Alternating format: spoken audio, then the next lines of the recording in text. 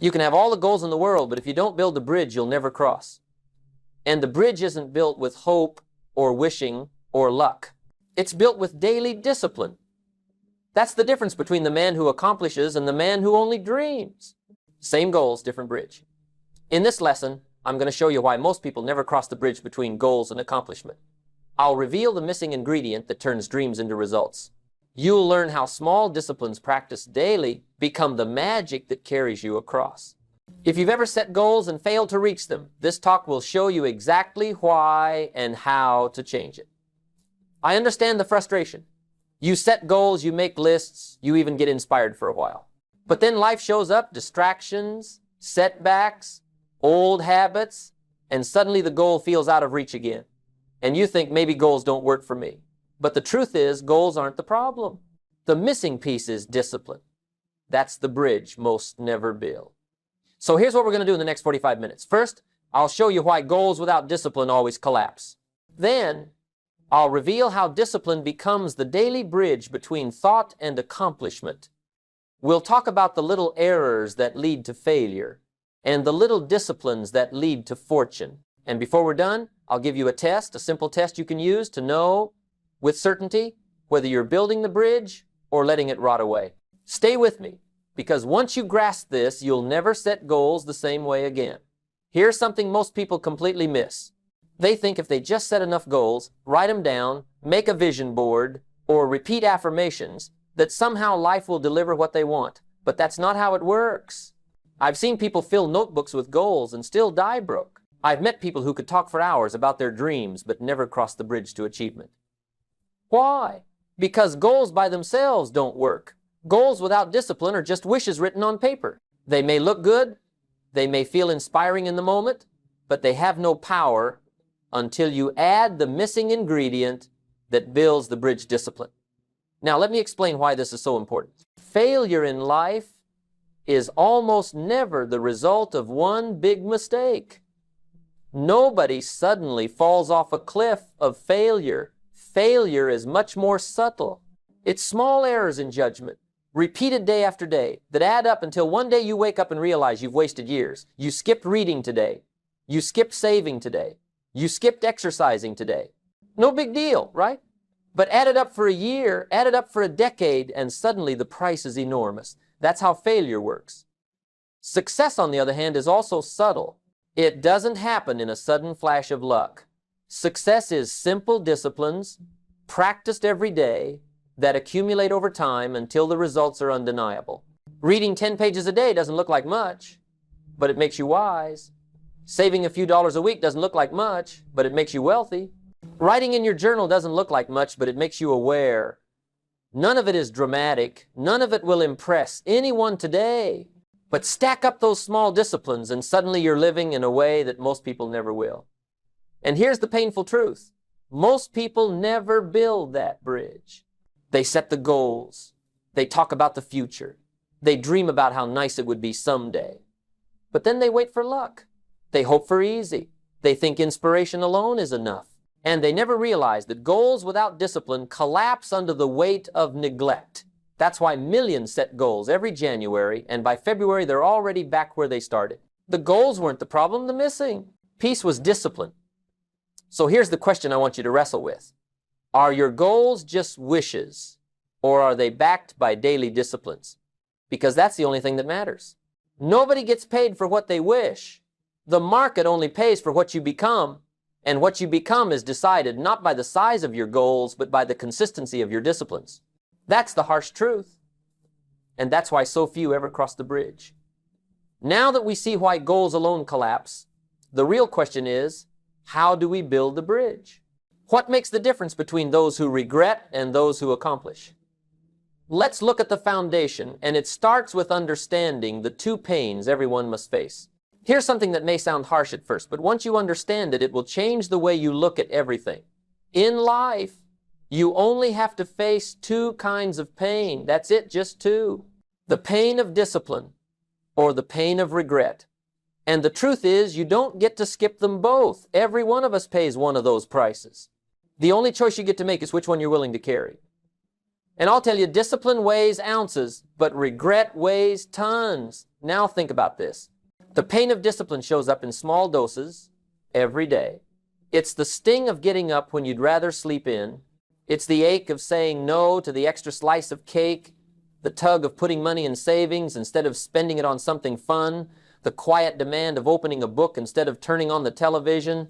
Those little pains feel annoying in the moment, but they don't last long. The pain of regret, though, lasts for years. It's the pain of knowing you could have been healthier if you'd started sooner. It's the pain of standing at retirement age realizing you didn't prepare. It's the pain of watching opportunities pass you by because you weren't ready. And that pain doesn't go away. It lingers. It grows heavier with time, and it eats away at you when it's too late to change it. I learned this in my own life. When I was 25, I was broke, behind on promises, embarrassed by my situation. And the truth was, I was paying the pain of regret. Regret that I hadn't disciplined myself to save. Regret that I hadn't disciplined myself to study. Regret that I hadn't disciplined myself to take advice. I kept hoping things would get easier, but they didn't. And one day it hit me. The only way forward was to start paying the other price, the pain of discipline. So I bought the books. I kept the journal. I set aside a little money each week. I changed my habits. And slowly the pain of regret began to fade, replaced by the lighter pain of discipline. And that shift changed everything. Let's take a simple example. Imagine two people standing side by side. Both want to get in shape. One pays the price of discipline, goes for a run each morning, skips the donuts, lifts some weights. It stings for a while. But in 6 months, he's stronger, fitter, proud of himself. The other pays the price of regret, skips the run, indulges in sweets, tells himself he'll start tomorrow. 6 months later, he's heavier, more discouraged, more regretful. Same desire, different pain. And the truth is, they both paid something. One paid in ounces, the other in tons. It's the same with money. The man who disciplines himself to save $10 a week doesn't feel like he's winning the lottery, but over time, that habit grows into wealth. The man who says it doesn't matter, it's only $10, pays no discipline today, but ends up with regret later when he has no cushion, no investments, no freedom. The difference isn't the amount, it's the pain they chose to accept. So here's the question I'd ask you if we were sitting face to face. Which pain are you paying? Are you enduring the small, short-lived pain of discipline, or are you stacking up the crushing, lifelong weight of regret?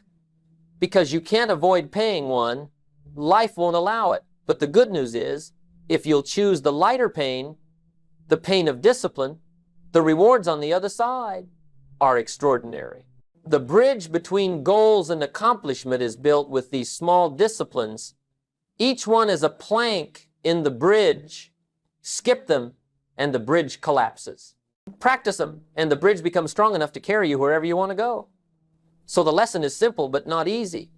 Pay now or pay later. Pay in ounces or pay in tons. Discipline may sting today, but regret crushes tomorrow. And if you'll decide to pay the lighter price, you'll not only cross the bridge, you'll enjoy the journey across. Now that we've seen the two pains we all must face, let's get practical.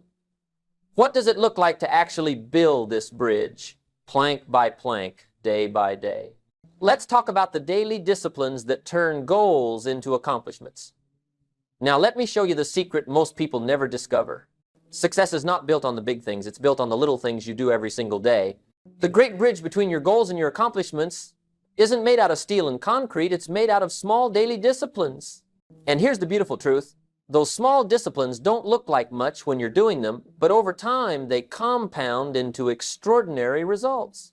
A single push-up doesn't transform your health, but 1,000 will. Reading 10 pages doesn't make you wise, but thousands of pages over years will. Saving a single dollar won't make you wealthy, but discipline saving over time creates financial independence. Success doesn't arrive in one giant step. It arrives through the small, steady steps of daily discipline. But here's the danger. Because they're so small, it's easy to ignore them. Reading 10 pages takes so little time that you can just as easily say, it won't matter if I skip today. Putting $1 in savings seems so small that you think, I'll start tomorrow. Saying no to junk food once doesn't seem like it will make a difference, so you tell yourself, one more won't hurt. And that's how neglect begins. It never screams at you. It whispers. It whispers. It doesn't matter. And if you listen long enough, you'll wake up one day buried under the weight of regret. The weeds grow fast when you neglect the garden. Discipline works in the same subtle way, but in your favor. It also whispers. It whispers, do it today. It may not look like much, but keep doing it and soon you'll be proud. 10 pages a day may feel small, but stack them up and you'll have read entire libraries. Saving $10 may feel insignificant, but do it long enough and it will multiply into thousands. A simple thank you note, a kind word, a moment of gratitude done daily. These disciplines make you a person of influence, someone others respect and admire. The small things don't stay small. They compound, for good or for bad, depending on which voice you choose to listen to. Think of it like flying a kite. A kite only flies when it rises against the wind. The resistance is what makes it soar. Discipline is like that resistance.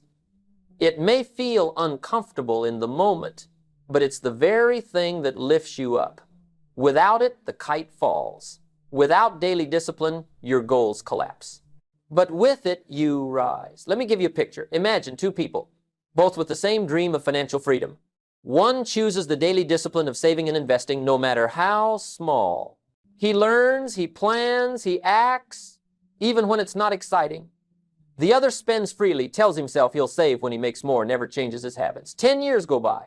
One has investments, freedom, confidence. The other has regret, excuses, and debt. Same goal, different daily disciplines.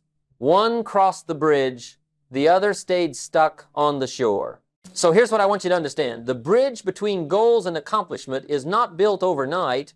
It's built plank by plank, nail by nail, habit by habit. Every day you practice a discipline, you lay another plank. Every day you neglect, you leave a gap. And those gaps, if left long enough, will make the bridge too weak to carry you. The question is never, will I cross?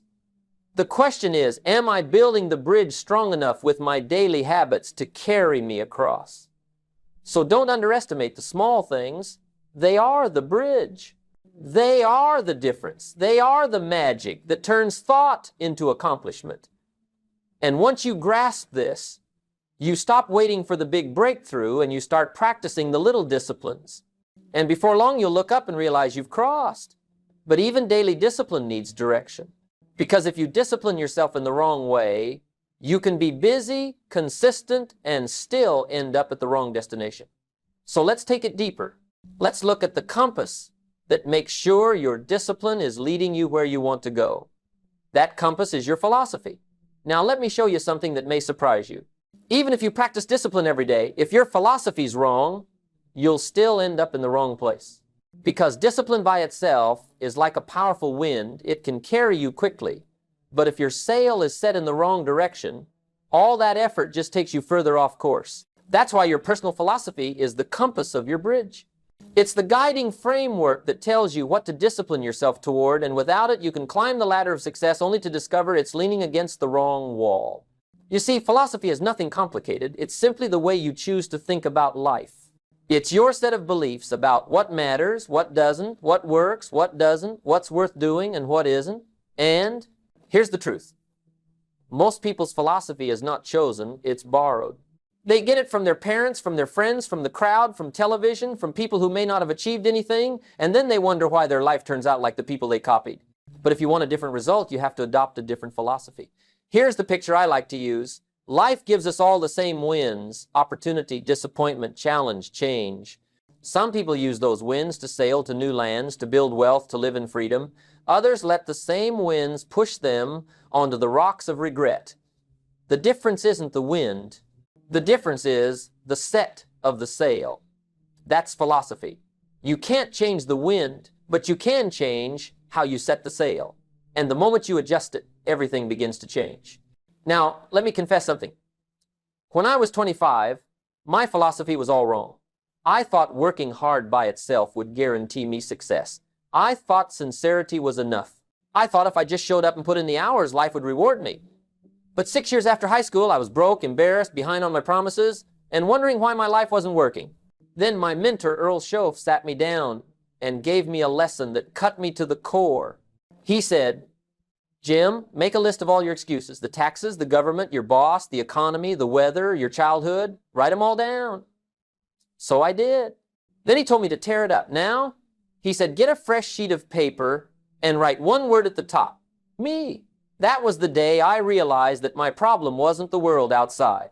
My problem was the philosophy inside. And until I changed that, nothing else would change. So here's the key lesson.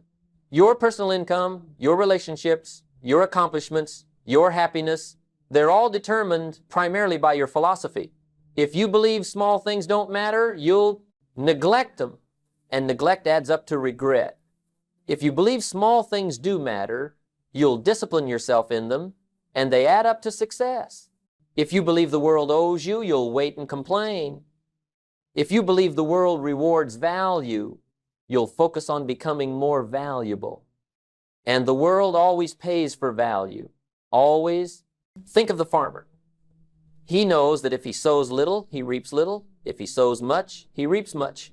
He knows the soil doesn't care what he plants, it will return whatever he gives it. That's philosophy at work. If you plant excuses, you harvest regret. If you plant discipline, you harvest reward. And the farmer doesn't fight the law, he cooperates with it. That's what a wise philosophy does. It stops fighting reality and starts working with it. So let me ask you, what's your philosophy? Do you believe you're at the mercy of circumstances, or do you believe you can adjust your sail? Do you believe your future depends on luck, or do you believe it depends on the daily seeds you sow? Do you believe life is supposed to be easy, or do you believe life is supposed to be managed, directed, and conquered?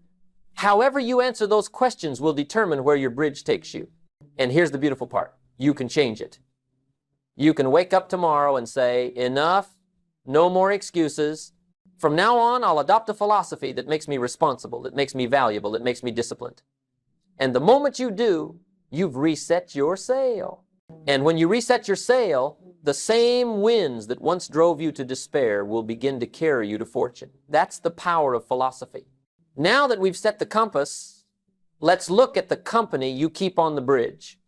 Because even if your philosophy is strong, if you're walking with the wrong crowd, they can still pull you off course. Associations are powerful, and they can either strengthen your bridge or cause it to collapse under you. Let's talk about the company on the bridge. Here's something I learned that changed the direction of my life.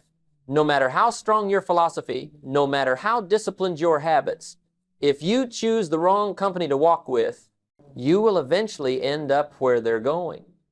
That's the power of associations. It's not a matter of whether they influence you, it's only a matter of how. And most people don't take this seriously enough. They think they can spend hours and days with complainers, with drifters, with excuse makers, and still stay on track themselves. But it doesn't work that way. We become the average of the 5 people we spend the most time with. Their attitudes rub off on us. Their language becomes our language. Their habits become our habits. And before long, we look around and realize we've become just like them. Now think about it. Have you ever noticed how fast complaining spreads? One person starts griping about the weather, the government, the boss, and before long the whole table is joining in. Nobody planned it, but it happened. That's the law of association. You can't sit in the mud without getting dirty. On the other hand, have you noticed how inspiring it is to be around ambitious people? Spend time with someone who's reading, saving, working on themselves, and suddenly you feel challenged to raise your game. You start to dream bigger, talk smarter, act with more discipline. That's the law of association working in your favor. Influence is contagious. The only question is whether you'll catch disease or health. My mentor warned me early on, Jim, don't join an easy crowd. You won't grow there. Go where the expectations are high, where the demands are strong, where the standards are strict, because that's where your future is waiting. And he was right. Easy crowds are comfortable, but they never make you stretch. They let you drift. They pat you on the back for mediocrity. But the crowd with high expectations will pull things out of you you never knew you had. They'll force you to grow. They'll insist you raise your standards. And though it's uncomfortable at first, it's the very thing that builds your bridge strong enough to carry you across. Now, I know what some people think. But Jim, my friends are my friends. I can't just abandon them. And I agree, you don't have to abandon people. But you do have to control the amount of influence they have on you. If someone is constantly negative, constantly tearing things down, constantly dragging you back, you may need to limit your time with them.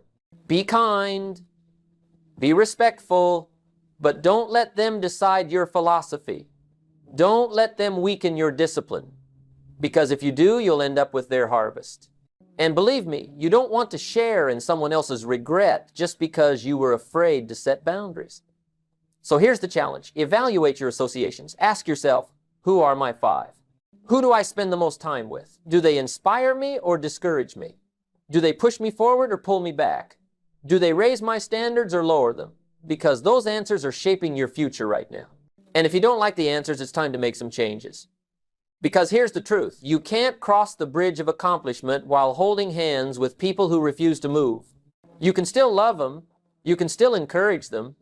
But you must decide who gets to walk with you across the bridge.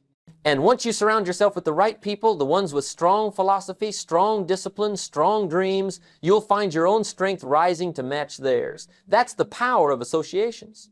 They can be the wind beneath your wings or the anchor around your feet. Choose wisely. And once you've got your philosophy aligned, your discipline in place, and your associations chosen, there's still one more truth we must face. It's the law that governs every harvest, every outcome, every reward in life. The law that guarantees results whether you like it or not. And that's the law of sowing and reaping. Now here's the ultimate law, the one that ties everything together. The one that explains why some lives flourish and others fade, why some men cross the bridge to accomplishment and others never leave the shore. It's the law of sowing and reaping. And the law is simple. It says, whatever you sow, you reap. That's it. That's the guarantee. If you plant, you harvest. If you plant nothing, you harvest nothing. If you plant weeds, you harvest weeds. If you plant abundance, you harvest abundance. And the soil doesn't care who you are. The soil doesn't care if you're rich or poor, educated or uneducated, sincere or insincere. The soil only responds to the seed. This is what makes life both fair and unforgiving. Fair, because it treats everyone the same. Unforgiving, because it ignores excuses. You can argue with the law, you can plead for exemption, you can beg the soil to overlook your neglect, but it won't. The soil doesn't know your story. The soil doesn't care about your feelings. The soil doesn't even recognize your intentions. It only knows the seeds you plant. And that's why I call this law the ultimate guarantee. Because it works every single time. It has never failed, it never will. But let me add something important. You don't reap in the same season that you sow. That's where so many people get it wrong. They plant a discipline today and expect a harvest tomorrow. And when nothing shows up right away, they get discouraged. They quit, they say, see, it doesn't work. But the farmer knows better. The farmer knows there's a season for planting, a season for watering, a season for weeding, and only later a season for harvesting. And life is the same. Just because you don't see immediate results doesn't mean the law has failed. It just means you're still in the growing season. And if you'll stay consistent, if you'll trust the process, the harvest always comes. Always. And remember this.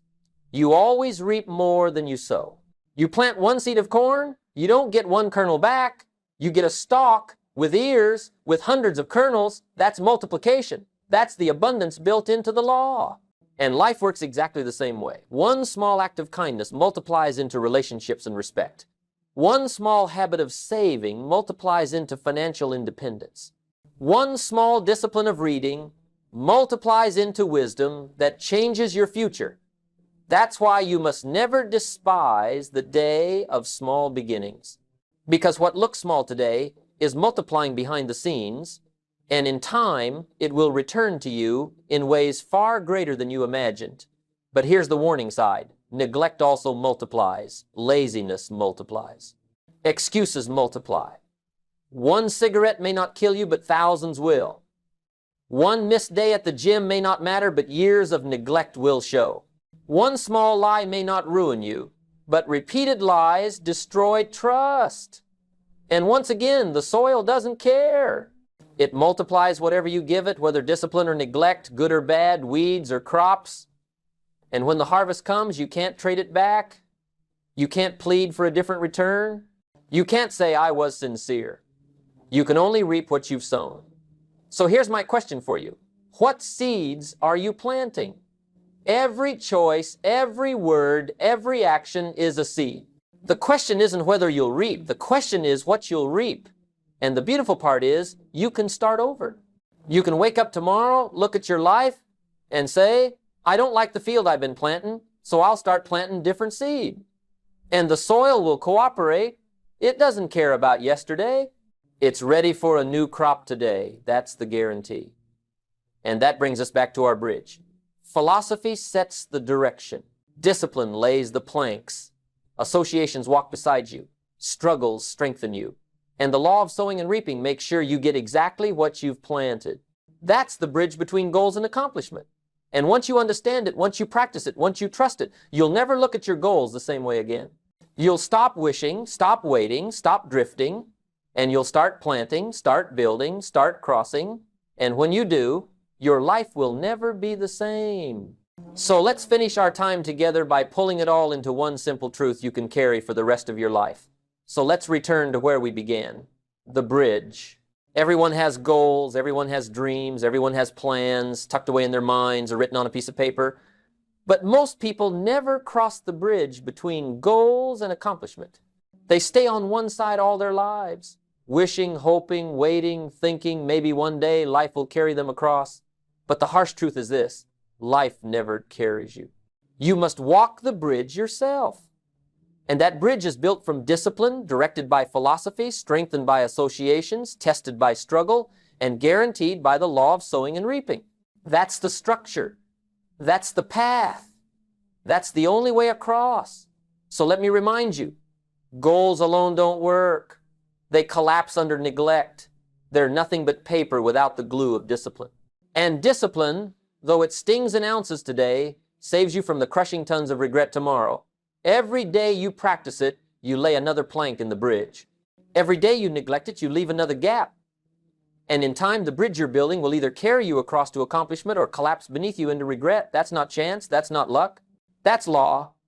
Remember, too, philosophy sets the sail. Without the right philosophy, you can be disciplined, consistent, hardworking, and still sail in the wrong direction. But one shift in thinking, one reset of the sail, can take you from despair to fortune, from excuses to results, from drift to design. And never forget, you don't sail alone. Who you let walk with you across the bridge matters. Choose people who lift you, who expect more of you, who make you better. Don't join an easy crowd. Don't share the bridge with those who are determined to stand still, because the company you keep will either strengthen your bridge or weaken it until it crumbles. And then there is struggle, the weight, the resistance, the tests. Don't despise them. Don't run from them, because struggle is proof that growth is possible. Just like a muscle must push against weight to grow strong, your character must push against struggle to grow wise. And finally, the guarantee that undergirds it all, the law of sowing and reaping. Whatever you plant, you will reap. Little disciplines, little rewards. Great disciplines, great rewards. Neglect, regret, excuses, decay. The soil doesn't care. The law doesn't bend. It only multiplies what you give it. And that's why it is both fair and final. So now the question is not, will you cross the bridge? The real question is, are you building it or are you letting it rot away? The question is, are you paying the light price of discipline today or are you stacking up the heavy weight of regret for tomorrow? The question is, will you choose your associations, your philosophy, your disciplines, or will you let them choose you? Because those questions, answered day by day, decide whether your goals stay wishes or become accomplishments. And here is my challenge to you. Don't just leave this as another talk you listen to, another set of notes you tucked away. Let this be the moment. Tonight, not next year. Tonight, not next month. Tonight, you decide to be different. Tear up the excuses. Write one new word at the top of your page. Me. Say to yourself, that's it. I'm building the bridge. I'll cross it plank by plank, day by day. I'll sow new seeds. I'll guard my associations. I'll adopt a philosophy that sets my sail. And I'll endure the pain of discipline now so I can enjoy the harvest later.